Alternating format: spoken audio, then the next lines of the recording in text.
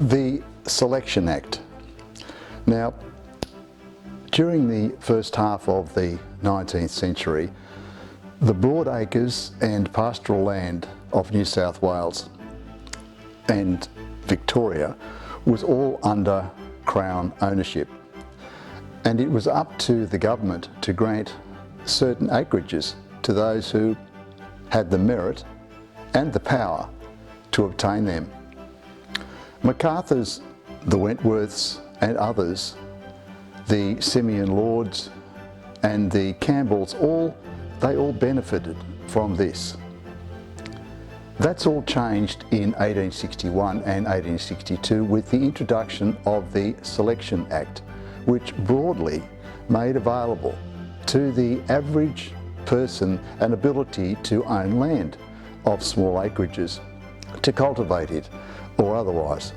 Now, William Charles Wentworth, of previous note, was concerned about the flood of democracy, as well as James MacArthur and others, as we've heard from previous videos. Conservatives in New South Wales, they prophesied that the masses were about to use universal suffrage to create a dictatorial tyranny and destroy the social and political setup and influence of the landed gentry. Go figure. Hi, I'm Michael Beashall, Australian historical fiction writer, and today I'm going to look at the Act at the end of the early Victorian period. It was greatly to change the whole fabric of rural society in New South Wales and Victoria and South Australia as well. And we can't forget Queensland, which we must remember were all colonies. They weren't part of the Commonwealth. They were like separate countries, as it were, because the federation into a Commonwealth had not even been considered. There were some stirrings, but nothing else. The Selection Act, the Alienation of Land Act, was proclaimed in Sydney early in 1862, and people did adapt.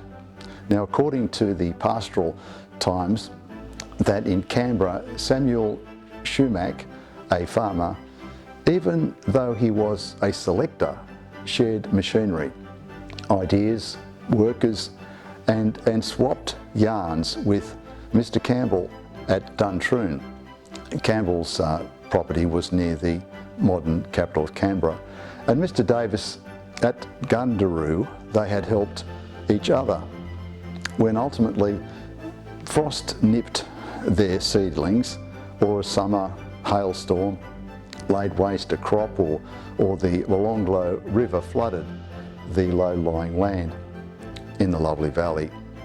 Now, in the reports of inquiry to the state of public land in many parts of the colonies of New South Wales and elsewhere, what happened was that the most noteworthy matter that came to light was the class contest for the land, which covered most of these colonies.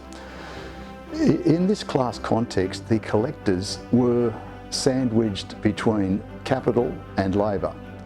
This cut across the economic tendencies of the age to form two classes struggling for power, the capitalist and the worker.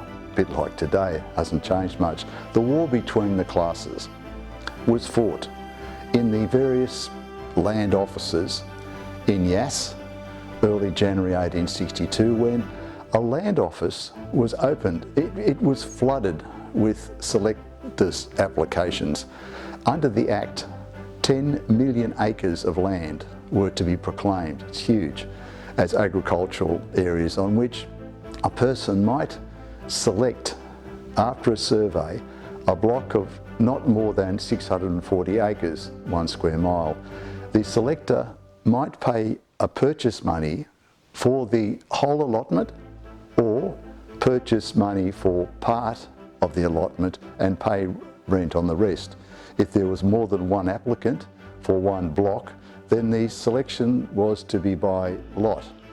Payment was £1 an acre with a rental of 2 shillings and sixpence per acre per year for 8 years for the balance. And no man was to select more than one allotment within 12 months.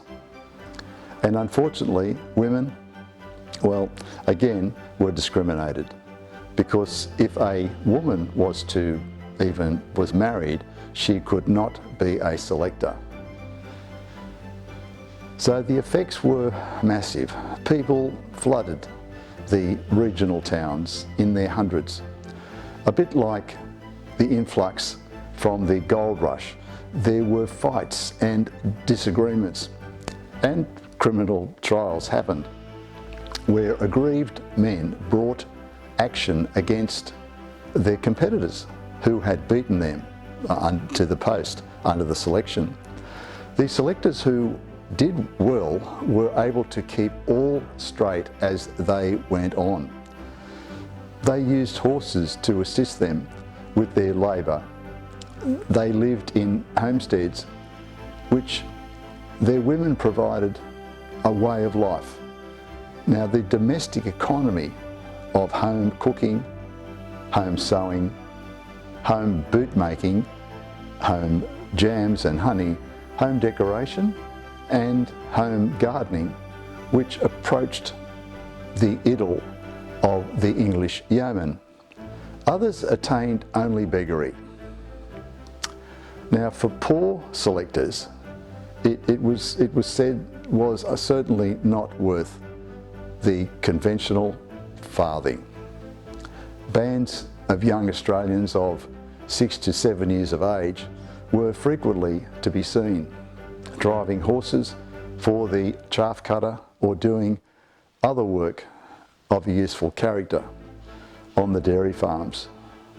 The mothers and daughters got up between 2 and 4 in the morning to milk the cows, and fathers and sons at the same time, and ready to transport the milk to the nearby town. The men fought the land, the changes in the weather, that never-ending cycle of drought and flood in Australia, rust in the wheat, scab and fluke in their sheep, and the moneylenders, and let's not forget the storekeepers. Now, according to the Pastoral Times, the women were enslaved to the kitchen and the backyard. The kitchen range was their altar in which they enacted their daily sacrifices. Now, they kept the dull glow on its black surface by polishing it regularly with black lead, would you believe, and bluestone, turpentine and methylated spirit.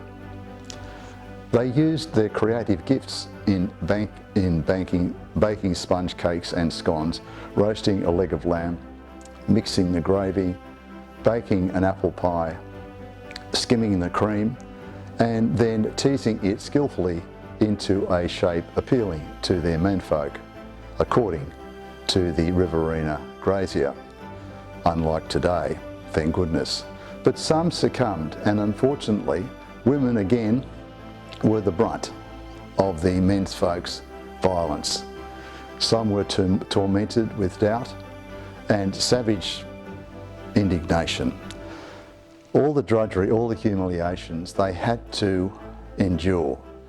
Others took everything in their stride, but put up with the batteries from their menfolk, collected them when they were lying dead drunk outside some rum shanty, and then drove them back to the selection in a buggy.